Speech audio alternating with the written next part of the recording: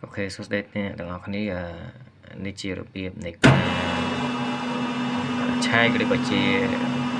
naga này tu mà ta trong đôi tắt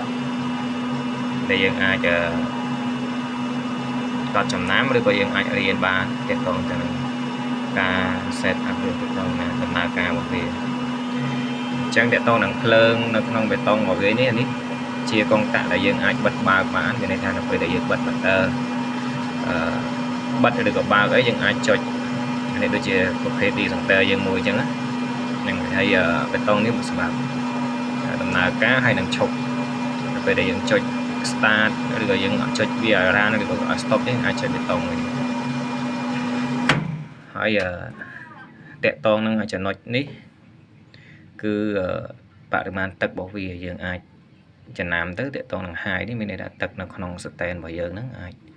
ពេញណាហ្នឹងបើសិនជាវាធ្លាក់មកត្រឹមឡូនេះអាចបរិមាណទឹករបស់វាយើងសល់ត្រឹមពាក់កណ្ដាលឬក៏ស្រក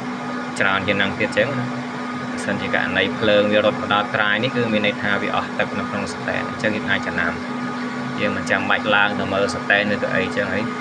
យើងសម្រាប់មើលនៅក្នុងទូរបស់វាអញ្ចឹងហ្នឹងហើយតកតងនឹង NO1 NO2 នេះ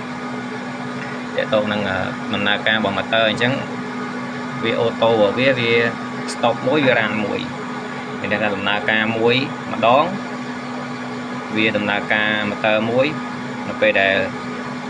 ដំណើរការរួចម្ដងហើយវានឹងអូតូទៅដំណើរការ motor មួយទៀតចឹង